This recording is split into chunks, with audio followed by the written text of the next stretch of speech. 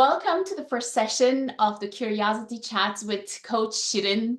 The purpose of this series is to inspire colleague to colleague, friend to friend, and simply human to human. They can be completely new encounters, conversations to receive perspective in an increasingly global and at the same time physically remote and diverse world where there is a great need for deeper understanding for what is locally on the ground, its context, and right for existence. Through negotiations and collaborations, we can coexist and thrive together in sometimes unimaginable ways. To achieve this, we need to become curious about each other, connect, build trust, hear each other, and give perspectives. And this is how I'm starting this series. Today, I am getting the opportunity to talk with Irv Varkonyi. Irv is a global supply chain practitioner and a university instructor on the topic. He's also the chair of the Washington, D.C. Thunderbird Alumni Chapter, who gives life to a collaborative spirit with his engaging leadership among us. And I want to acknowledge his support in giving life to this speaker series as well. Irv, thank you very much for being with us today. I would like to start our conversation by asking what trends, opportunities, and issues you are observing in this important field. Sure, and thank you so much for asking me and for inviting me here. I wish you great success in this endeavor. And on behalf of the entire Thunderbird community, this is who we are as T-Birds, engaged in a global enterprise in all areas. That we've created a bond for ourselves.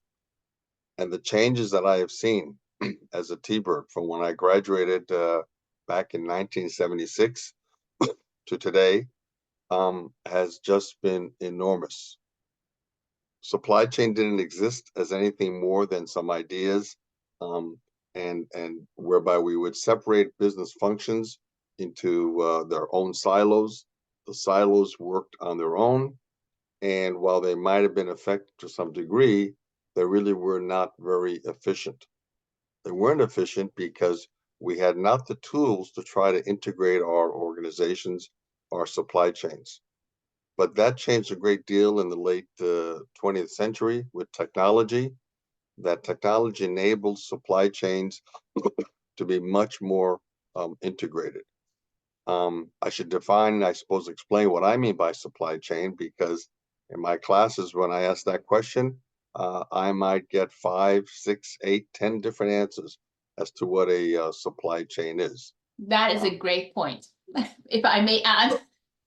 Of course. So to me, supply chains are the integration of a variety of business processes, from the design of products or services to sourcing of components and materials to their manufacture and assembly into finished product, the delivery to customers, intermediary or final customers, as well as the recycling, return, repairing of items. All those are separate functions, but technology has now enabled us to bring those together and integrate them. So the greatest trends and impacts that I see today is how that technology and how the workforce is changing. 10 years ago, even as short as 10 years ago, while we were doing forecasting, where we try to say, how much will people want of a product? How much product will we be able to make? We did the best that we could, but we were certainly far from perfect. Mm-hmm. Today, artificial intelligence, which I should define that as well, that's the development of smart technology that takes actual experiences, takes the data, and then that data then offers you potential solutions, outcomes, much more accurately than humans could even 10 years ago. So that has changed how supply chains are, to where we can now forecast not just simple supply and demand, but we can forecast potential disruptions. We can forecast potential vulnerabilities in systems. And that AI it learns from all that, and we are able to increasingly use that. So Yeah, that's with the really, comfort, right? With the comfort that comes with perfectionism, we have to think about vulnerabilities and all as well. yes. So while we've thought about vulnerabilities and risk in supply chains, we didn't have the enough data nor the means to be able to better understand that. So today we can now take that. And while it doesn't eliminate risk, it doesn't eliminate volatility, but it gives us a much closer and much more accurate picture. The other trend, almost as important, is the labor workforce and whether or not there is a sufficient workforce out there that's sufficiently trained, educated, capable. There's great demand now for those who want to become professionals in supply chain, and the classes that I have, and I don't have a whole lot now. I'm primarily retired from the field, but still do teaching. Um, Everybody wants to look at opportunities because being a supply chain professional has become a very um, attractive opportunity. But are there enough people? Are there enough who want to do that? That's going to be the thing. So to me, that technology such as AI, the labor workforce, are two of the most important things that are happening today that will drive the development of supply chains. Wonderful, wonderful. And who who do you think needs to be more engaged in order to have a better future for global supply chains? It's clearly we can do so much more. We can engage so much more diversity and diverse labor force, diverse ideas, diverse products through supply chains. At the same time, I can hear that while we are perfectioning the system, there is volatility out there. Who do you think needs to be more engaged in thinking about the future of supply chains, and what should they be thinking about? Supply chains or do not exist in a vacuum, and they are now restricted to one country. Countries must be able to coordinate the supply chains. While the countries don't own a supply chain. Usually, private enterprise owns the supply chain. Those supply chains must be very much coordinated with governments, with nationalities, because things like trade, global trade agreements will impact supply chain. Politics will impact supply chain. The tragic war when Russia invaded Ukraine affected a whole host of supply chains. So there has to be much greater cooperation and collaboration between the commercial sector and government, because commercial sector cannot impact war or cannot impact a natural disaster.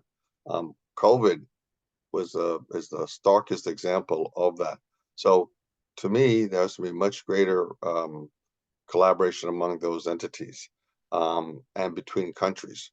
But that is under great pressure today because amazingly, when we thought 20 years ago, when there were very important events like China being admitted to the World Trade Organization and other developments, that the global peace was upon us and that supply chains was going to bring all of us together.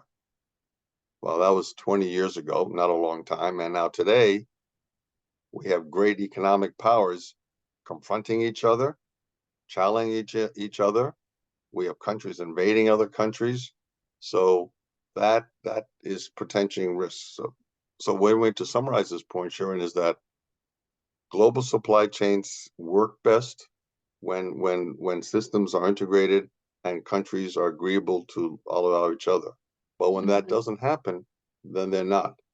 And when we have people and companies today who say we should not do any business with a China or wherever, we should bring it back home. As the old saying goes, that horse has left the barn. It is not possible for America to bring back all the manufacturing and other opportunities which have left us because we either don't have the people or we have the interest to do so. So the more that people want to say we want to come home, something which we call onshoring, which is bring home, as opposed to offshoring, is not realistic. Yet at the same time, we all recognize that the close relations we have had with China or with other countries, those are under great pressure. So I can't say I can predict how that will be, but I would certainly think that we all have to find a solution somehow to do that. But it's not simple is the main point I want to make. Yeah, no, I hear, and I appreciate your flexibility in how you think about things, and that there can be different perspectives around this. However, what we also understand in our conversation is for collaboration, supply chains to happen, we need peaceful interactions, and we need a willingness to collaborate by various stakeholders, which is a key attribute of the global mindset model of Thunderbird as well. Sure. But for instance, if I may add to that in terms of global conflict, of course, among the most tragic areas of conflict today are in the Middle East, with the war that Israel is fighting against Hamas, the tragic consequences on both sides. But that part of the world has immense economic potential. Think of it if instead of being at war, these countries found a way to collaborate with each other. You have unlimited energy supplies. You have all kinds of capital to fund enterprise. You have technology, and you have a large population that wants to consume products and services. And yet, instead, that part of the world is more focused on how to destroy other people and assets than working with each other. Maybe we can take solace of Sharon from Europe and World War I and World War II, when the Europeans just simply could do nothing but fight each other. And then they finally realized, after how many centuries of fighting, that's not a good way to go. And then the prosperity that came. But and global supply chains are very much a tool that countries can use to be able to bring prosperity, but they cannot operate very efficiently when you have all these other disruptive factors. Yes. No, thank you very much for being with me here today. At the very best, we have seen the potential of supply chains and how technology has really enabled, and what we can do if we only can decide to collaborate, coexist with each other, and be really determined to do that, right? Yes. Thank you, Irv. Thank you, Irv, and hope to meet again in other conversations. For sure. Thank you.